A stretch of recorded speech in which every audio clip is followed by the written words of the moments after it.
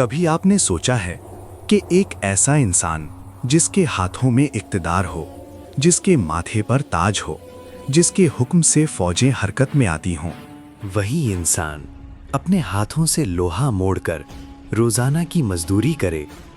یہ کیسی بادشاہت تھی جس میں تخت سے زیادہ سجدہ عزیز تھا؟ یہ کیسی قوت تھی جس کے ساتھ غرور نہیں بلکہ آنسو تھے؟ آج ہم بات کریں گے ایک ایسے نبی اور بادشاہ کی جس کی آواز سے پہاڑ تسبیح پڑھتے تھے اور جس کی عدالت سے آسمان بھی مطمئن تھا۔ یہ واقعہ ہے حضرت داؤد علیہ السلام کا۔ حضرت داؤد علیہ السلام بنی اسرائیل کے عظیم نبی، عدل و انصاف کے امام اور اللہ کے منتخب بادشاہ تھے۔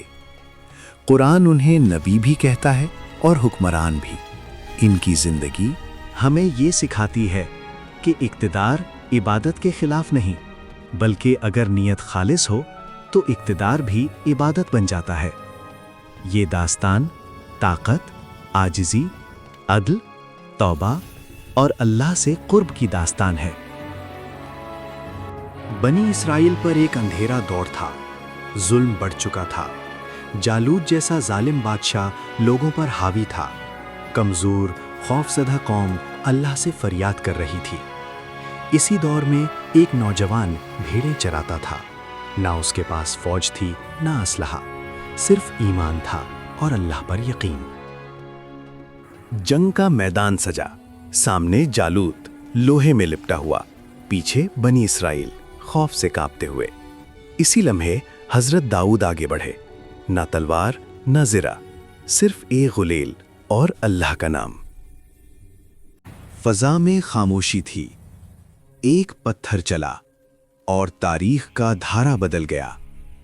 جالوت زمین پر گرا، طاقت ہار گئی، ایمان جیت گیا۔ قرآن گواہی دیتا ہے کہ اللہ نے داؤد علیہ السلام کو بادشاہت عطا کی اور حکمت سکھائی۔ اب داؤد بادشاہ تھے، لیکن ان کا دل ابھی بھی سجدے میں تھا۔ وہ راتوں کو کھڑے ہو کر عبادت کرتے۔ نبی صلی اللہ علیہ وسلم نے فرمایا، داؤد کی نماز اللہ کو سب سے زیادہ پسند تھی۔ آدھی رات سوتے، ایک تہائی عبادت کرتے، پھر دوبارہ آرام کرتے۔ یہ تھا عدل اور عبادت کا توازن۔ اللہ نے انہیں زبور عطا کی۔ جب داؤد پڑھتے تو پہاڑ جواب دیتے، پرندے رک جاتے، کائنات ان کے ساتھ اللہ کی تسبیح کرتی۔ یہ آواز نہیں تھی، یہ دل کی پکار تھی۔ بادشاہ ہونے کے باوجود حضرت داؤد علیہ السلام اپنے ہاتھوں سے کام کرتے۔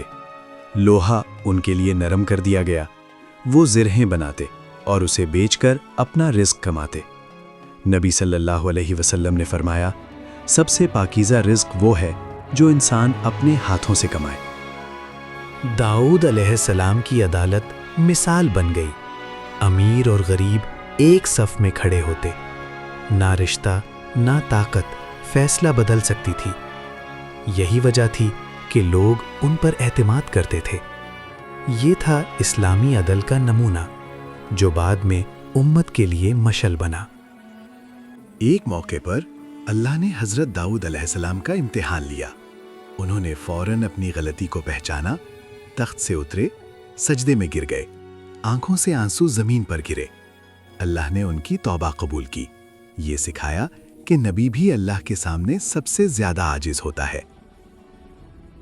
حضرت داؤد علیہ السلام اپنے بیٹے حضرت سلیمان علیہ السلام کو حکمت سکھاتے تھے، اقتدار کے آداب، عدل کا وزن اور خوف خدا۔